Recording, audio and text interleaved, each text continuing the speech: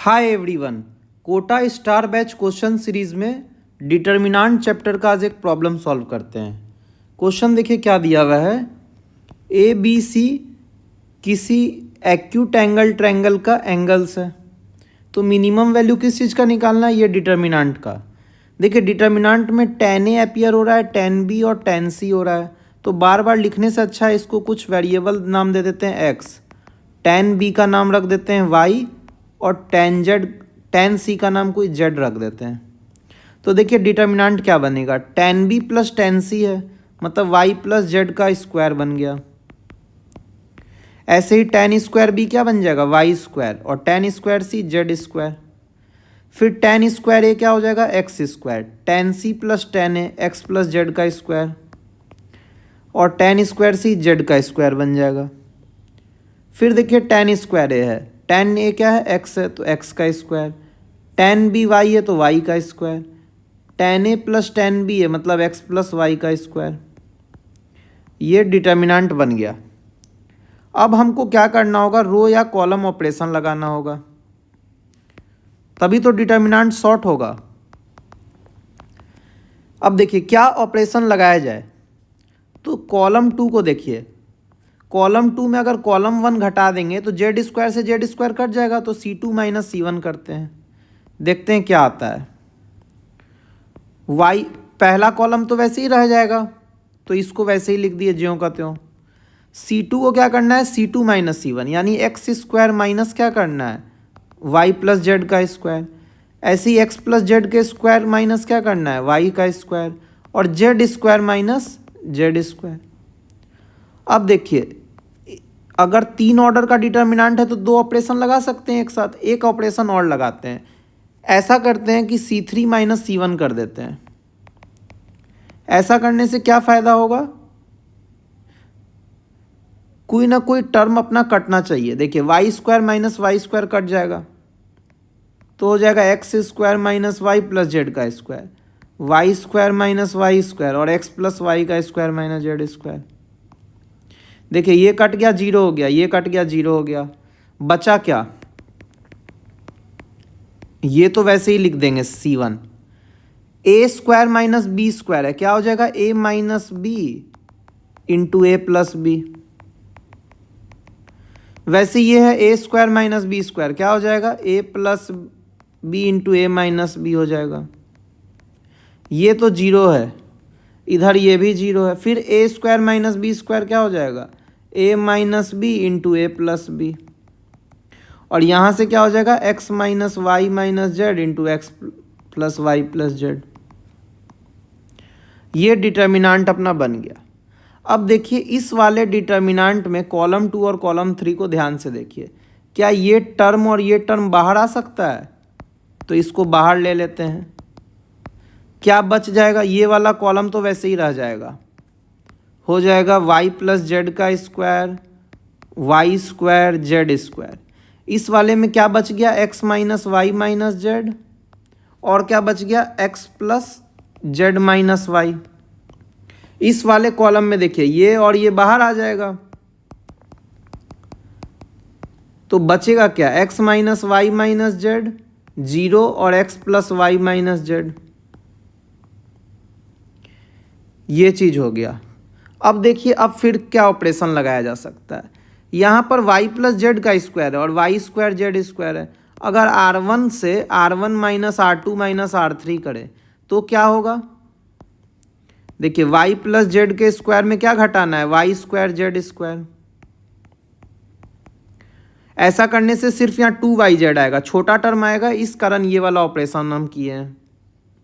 अब वैसे ही देखिए इस वाले में भी वैसे ही करेंगे, इसमें से क्या घटाना है, R2 और R3 को, तो ये आ गया। इसमें से भी क्या घटाना है, R2 और R3 को घटाना है, तो अपना डिटर्मिनेंट कुछ ऐसा बन गया।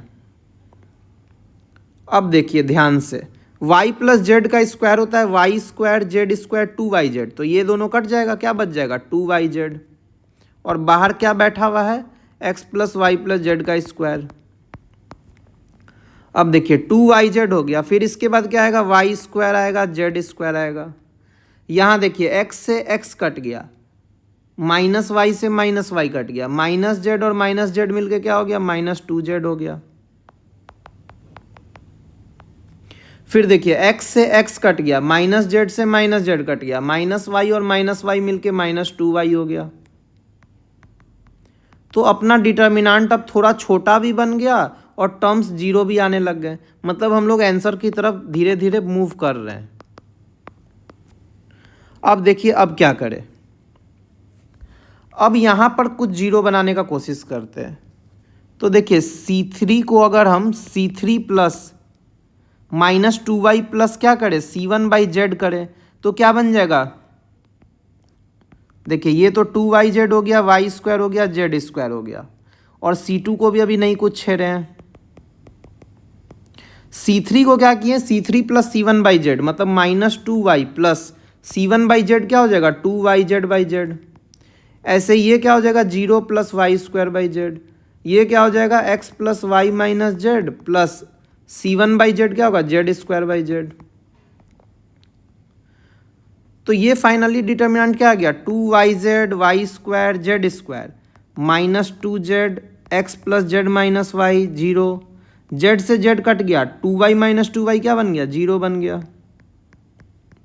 और यहाँ देखिए जेड कट गया तो बचा क्या, x प्लस वाई बचा, और बाहर क्या बैठा हुआ है, x plus Y plus Z का स्क्वायर बैठा हुआ है। देखिए हम यहाँ भी 0 बना दिए और यहाँ भी 0 बना दिए। अब यहाँ हमारा टारगेट है 0 बनाना, क्योंकि जैसे ही ये 0 बनाएंगे क्या हो जाएगा अपना, या तो ये 0 बना देते हैं या तो ये 0 बना देते हैं। देखते हैं क्या बन पाएगा। पहले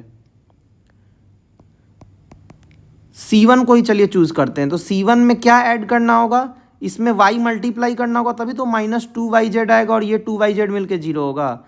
तो C1 को C1 plus Y times C2 कर देते हैं, तो क्या हो जाएगा, x plus Y plus Z का स्क्वायर तो रह जाएगा, 2yz -2yz हो गया।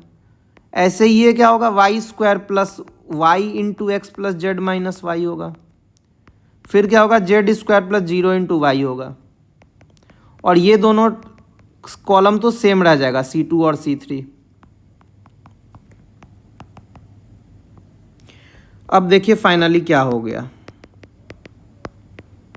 2yz से 2yz कट गया, 0 आ गया, वाई स्क्वायर से माइनस वाई स्क्वायर कट गया, तो बच क्या गया, y into x plus Z,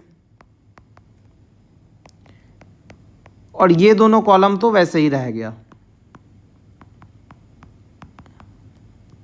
अब देखिए ध्यान से क्या होगा, इसको ओपन करेंगे तो 0 हो गया, इसको ओपन करेंगे तो 0 हो गया, और यहाँ पे आगे माइनस लगता है।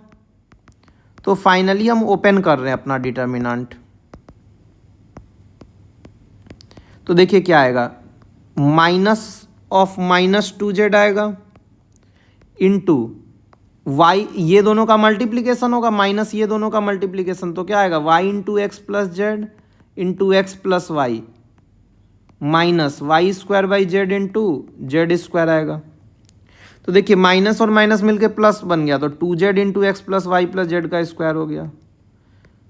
वाई को कॉमन रहने देते हैं, यहाँ देखिए जेड से जेड कट गया, क्या बच गया, वाई स्क्वायर जेड बच गया। अब देखिए वाई यहाँ भी है, वाई यहाँ भी है, वाई को खींच लेते हैं बाहर,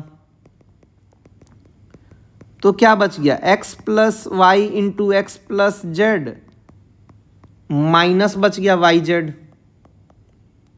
तो ये है क्या चीज, देखिए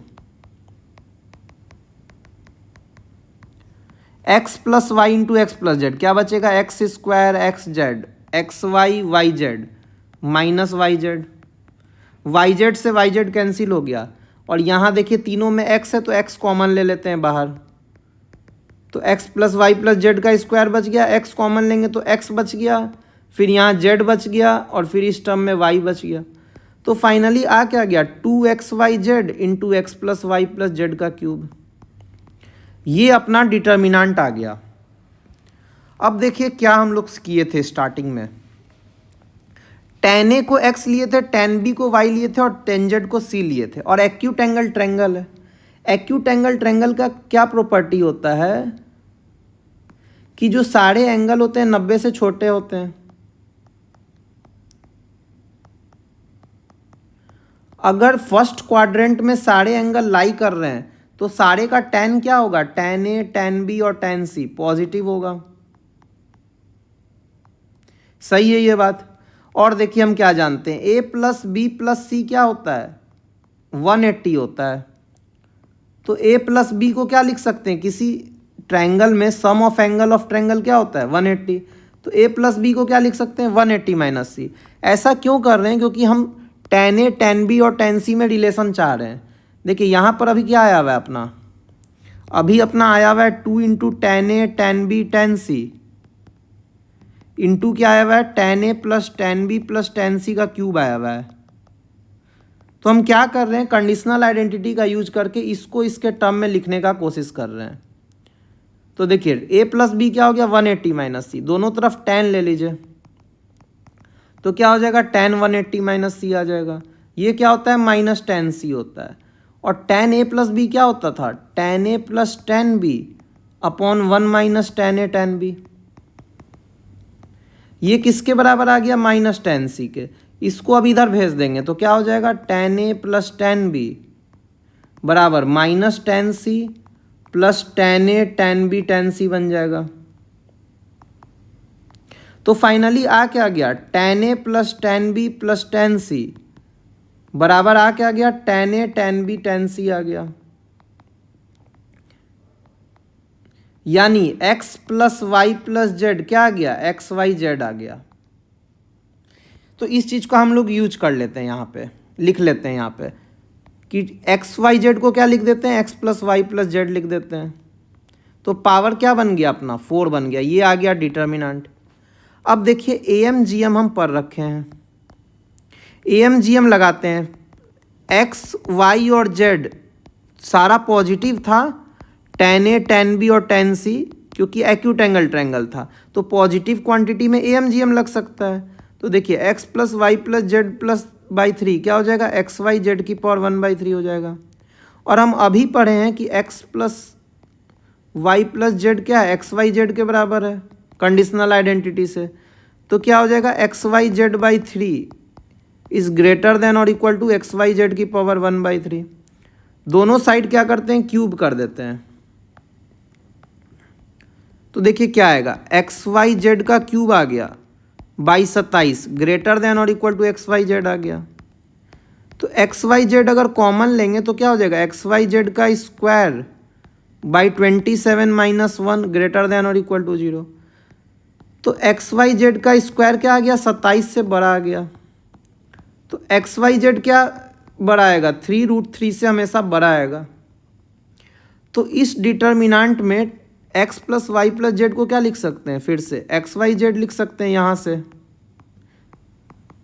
तो ये अपना डिटर्मिनेंट बन गया और पता क्या चल गया कि एक्स वाई जेड क्या है, हमेशा 3√3 से बड़ा है।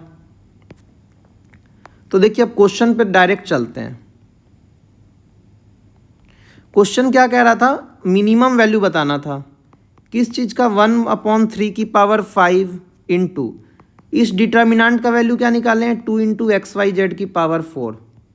यही ना डिटर्मिनेंट का वैल्यू आया अपना, 2 टाइम्स एक्स वाई जेड की पावर 4, जहाँ पे एक्स वाई जेड क्या है, हमेशा 3√3 से बड़ा है। तो देखिए मिनिमम वैल्यू क्या आया अपना, एक्स वाई जेड का मिनिमम वैल्यू क्या आया अपना, 3√3। तो डिटर्मिनेंट का मिनिमम वैल्यू निकालना है तो मिनिमम वैल्यू क्या हो जाएगा, 2 इंटू 3√3 की पावर 4। 3 की पावर 4 हो गया, √3 की पावर 4 3 का स्क्वायर हो गया और नीचे 3 की पावर 5 बैठा हुआ है। तो 3 की पावर 5 गया तो 3 बचा, फिर 3 इससे जाएगा तो क्या बचेगा, 3 इंटू 2। तो आंसर क्या हो जाएगा इस क्वेश्चन का, फाइनली 6 हो जाएगा। तो इस क्वेश्चन का इंटीजर टाइप आएगा क्वेश्चन, तो हम लोग क्या आंसर मारेंगे, 6 मारेंगे। कमेंट करिए कि आप लोग किस चैप्टर का चाहते हैं स्टार बैच का क्वेश्चन नेक्स्ट वीडियो में।